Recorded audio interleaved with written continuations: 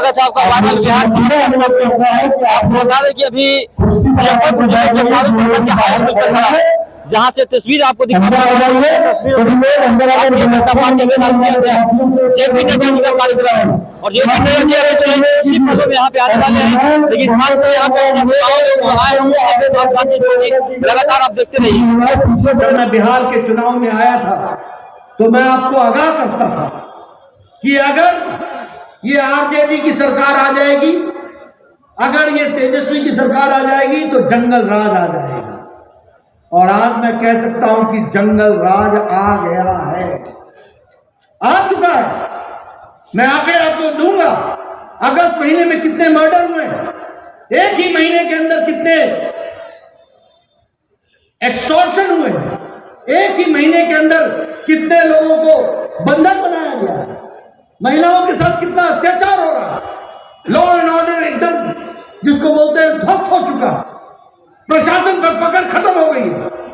मुझे तो यह भी अब समझ में नहीं आता है कि सुशासन बाबू की सरकार में शासन कौन कर रहा है। यही नहीं पता चल रहा है कि अब शासन कौन कर रहा है, किसका शासन है और कौन सा सुशासन है। बिहार की व्यवस्थाएं चरमरा गई हैं, बिहार की व्यवस्थाएं प्रशासनिक दृष्टि से ठप हो गई हैं और केंद्र सरकार की मदद के बावजूद भी बिहार आगे नहीं बढ़ रहा है। और इसीलिए मैं आपसे अपील करने आया हूं, मैं आपसे निवेदन करने आया हूं, मैं आपसे गुजारिश करने आया हूं, मैं आपसे अर्ज करने आया हूं कि समय आ गया है जब बिहार को भारतीय जनता पार्टी विशुद्ध रूप से आगे ले जाए। अब समय आ गया है जब भारतीय जनता पार्टी बिहार का नेतृत्व करे और भारतीय जनता पार्टी की विशुद्ध सरकार बनकर के बिहार को आगे बढ़ाने में अपना योगदान करें। बताइए, आप लोग इस पर आगे बढ़ेंगे ना? आप लोग आगे बढ़ेंगे ना? करेंगे ना?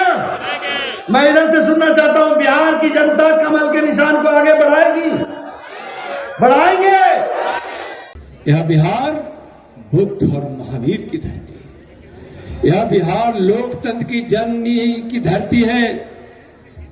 जिस धरती पर हम सब खड़े हैं वैशाली लोकतंत्र की जननी है। ईसा पूर्व ही लोकतंत्र की व्यवस्था जिसने दी थी, बिहार के वैभव से दुनिया गौरवान्वित होती थी। लेकिन आज हम जब बिहार पर गौर करते हैं तो नीतीश कुमार और तेजस्वी जी की सरकार ने बिहार को जो बदनाम और बदहाल कर दिया है,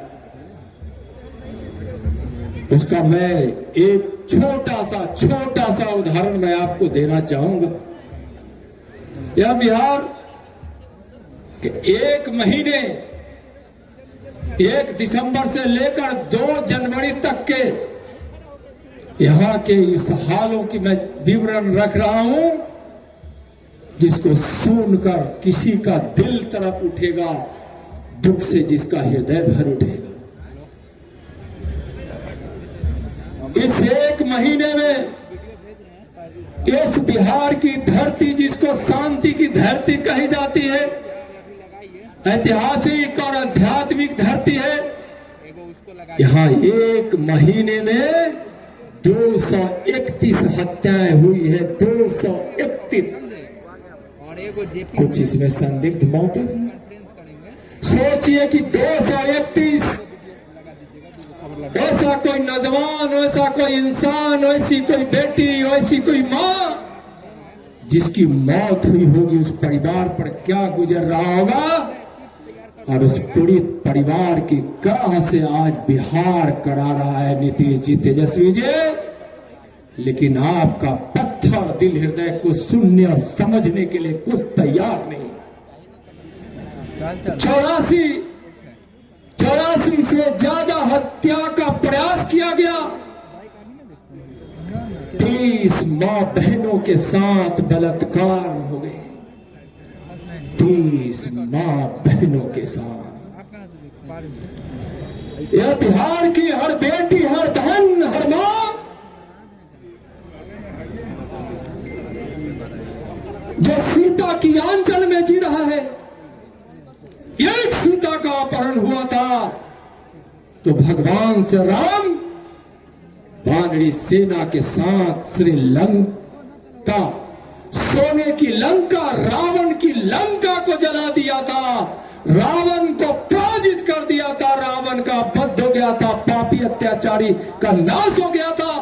उस सीता मैया की धरती पर एक महीने में 30-30 रेप, सामूहिक बलात्कार, अबोध बेटियों के साथ बलात्कार, स्कूल जाती हुई बालिकाओं के साथ बलात्कार, शहर जाती हुई बहनों के साथ बलात्कार, खेत में काम करने के लिए जाती हुई बहनों के साथ बलात्कार। क्या हो गया इस बिहार को?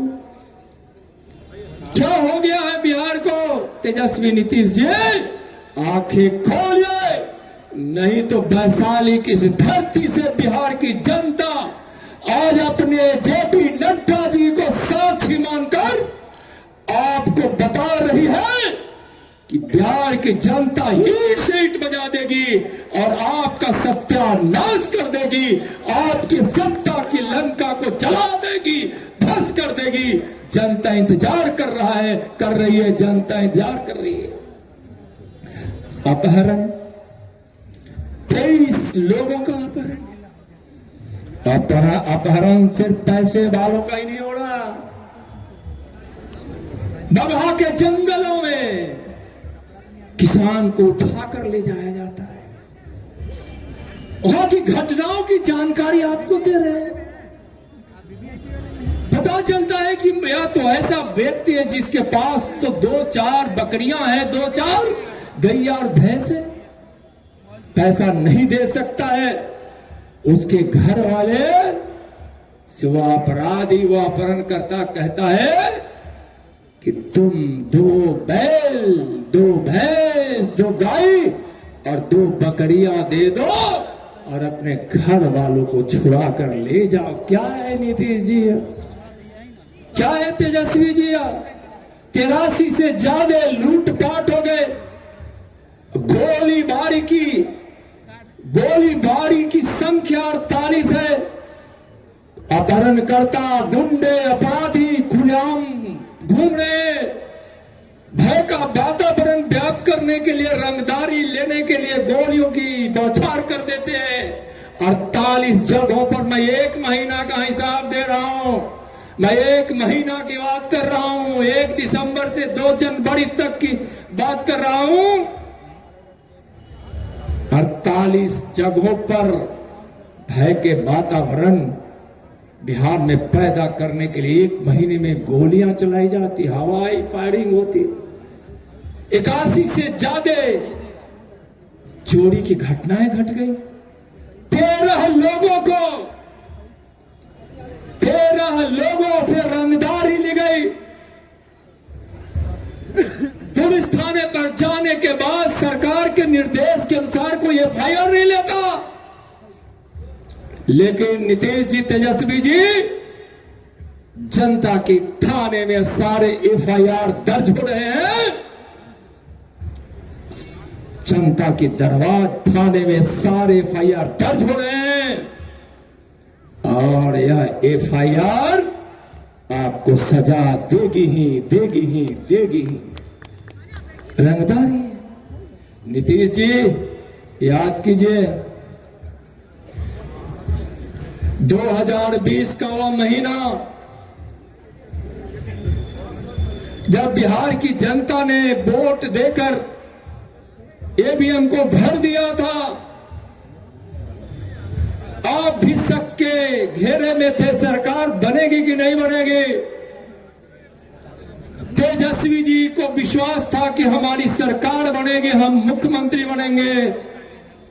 और 2 दिन का वह तांडव, 15 वर्षों की याद नीतीश जी आपको भी करा दिया था और बिहार की जनता को भी तड़पा दिया था। 2 दिन बाद यही तेजस्वी के लोग बोलते थे 2 दिन बाद तेजस्वी मुख्यमंत्री बनेंगे।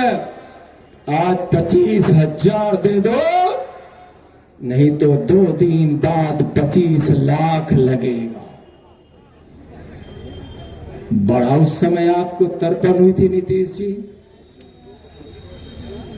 और उनसे आप मिलकर सरकार बना दी।